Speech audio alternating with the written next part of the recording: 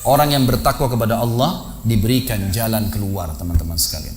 Jadi bertakwalah sama Allah, hanya patuh dan tunduk kepadanya. Semua yang baik di mata Allah, semua yang buruk juga di mata Allah SWT. Dan jangan pedulikan urusan dunia ini, jalankan sesuai dengan apa yang Allah SWT inginkan.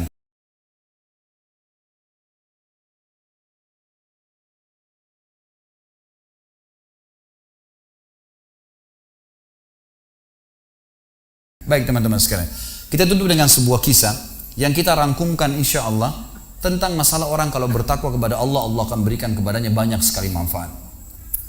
Kisah ini teman-teman sekalian, kalau sudah ada yang pernah dengar, anggap insya Allah review ilmu. Kalau ada yang belum dengar, anggap insya Allah tambahan iman, gitu kan.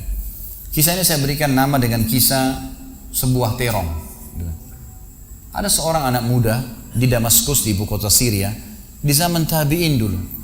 Pernah datang ke sebuah masjid namanya Masjid At-Taubah. Masjid At-Taubah ini zaman tabi'in ada. Ada seorang tabi'in masyhur di situ, tinggal jadi imam juga jadi alim, mengajar tiap hari. Anak muda ini datang lalu berkata, "Wahai imam," imam kalau kita kiai, "Wahai imam, saya datang dari luar Damaskus, ya, miskin, tidak punya apa-apa, tapi saya mau belajar agama. Boleh nggak saya numpang tinggal di masjid bersama anda? Saya bantu-bantu lalu saya hidup bersama anda, maksudnya makan minum bersama anda." Kata ya syekh itu, silahkan, nggak masalah. Tapi harus sabar, ya ikutin kehidupan saya, apa yang saya makan kau makan, apa yang saya minum kau minum.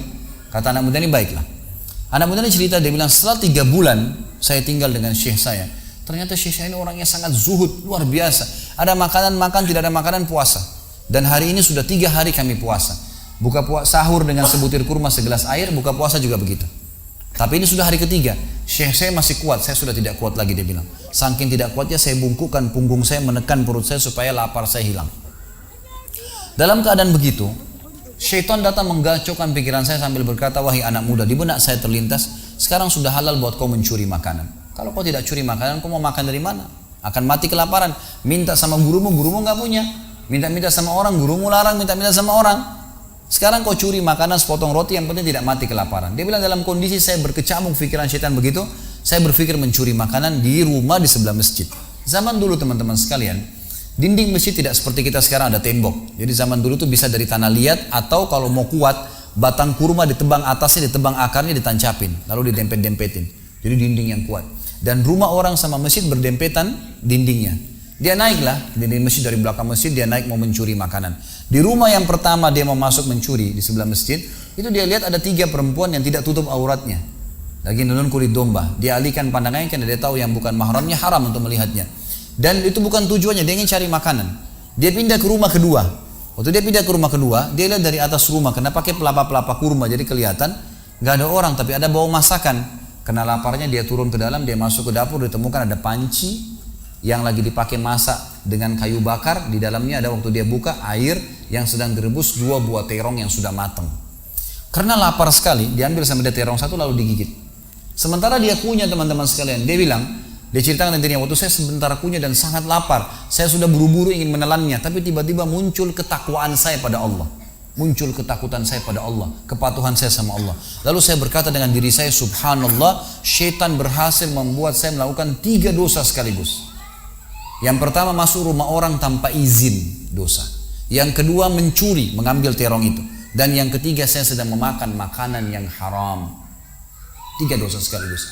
Maka dia bilang, tidak mungkin Allah membuat saya mati kelaparan karena meninggalkan yang haram. Karena Nabi Muhammad SAW sudah bersabda, "Man taraka sya'ni la abdalahu khairan min." Siapa yang meninggalkan sesuatu karena Allah, Allah akan gantikan yang lebih baik darinya. Lalu saya lempar gumpalan makanan terong itu ke lantai dapur tersebut, lalu saya kembali ke masjid. Dan masih ada pengajian, saya tidak bisa tangkap apa yang sedang dibahas karena laparnya. Waktu bubar pengajian, dia bilang, guru saya duduk di kursinya, saya pun duduk di tiang salah satu masjid. Ada satu orang tua di belakang masjid. Lalu masuklah seorang wanita dari pintu masjid bercadar, berbicara dengan guru saya sambil guru saya menundukkan pandangannya. Setelah itu guru saya mengangkat kepalanya lalu melihat ke arah saya dan memanggil, "Kesinilah muridku." Datanglah saya, kata anak muda ini. Lalu ditanya oleh guru saya, "Apa kau sudah menikah?" Dijawab oleh muridnya, "Belum." Lalu ditanya 2 kali, "Apa kau ingin menikah?" Dia tidak jawab. "Apa kau ingin menikah?" Tidak jawab. Sampai 3 kali, "Apa kau ingin menikah?" Dia tidak jawab. Lalu kata anak muda ini, "Wahai imam, wahai syekh, ya guru saya setelah Allah subhanahu wa ta'ala, hidup saya bergantung pada anda. Apa yang anda makan, saya makan. Apa yang anda minum, saya minum. Sekarang sudah 3 hari kita punya makanan dan minuman, puasa. Dan saya sangat lapar. Kalau saya nikah, saya mau beri makan dari mana istri saya?" Lalu kata syekhnya, "Ini perempuan di sebelah saya. yang bercadar baru selesai masa iddah meninggal suaminya 4 bulan 10 hari. Dan dia ditinggalkan harta yang cukup, dia masih muda, dia takut fitnah. Dia ingin saya carikan jodoh, saya anggap kamu cocok. Kamu mau? Dia bilang iya. Tanya perempuan, kamu mau? Dia bilang iya. Syekhnya keluarin kendi dari kamar, dikasihkan jadi mahar, panggil walinya perempuan, panggil 2 saksi, kalimat akad, selesai. Hitungan menit nih.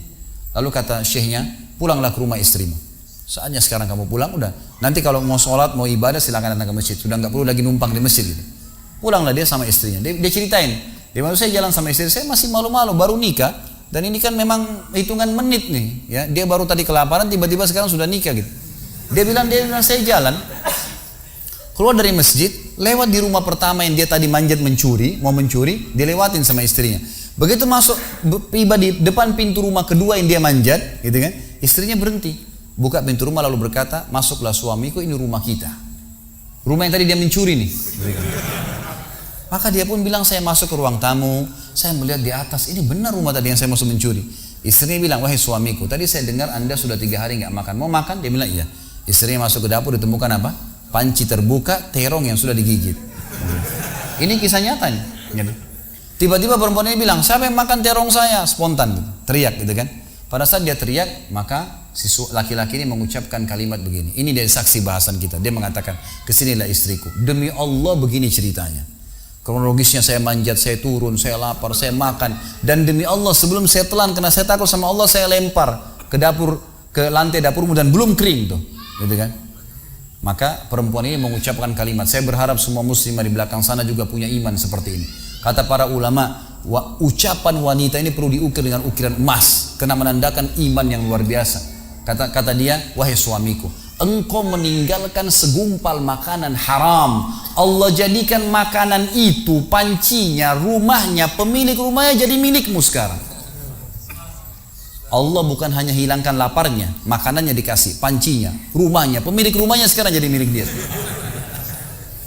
Orang yang bertakwa kepada Allah diberikan jalan keluar, teman-teman sekalian. Jadi bertakwalah sama Allah, hanya patuh dan tunduk kepadanya. Semua yang baik di mata Allah, semua yang buruk juga di mata Allah SWT. Dan jangan pedulikan urusan dunia ini, jalankan sesuai dengan apa yang Allah SWT inginkan. Allahu a'lam.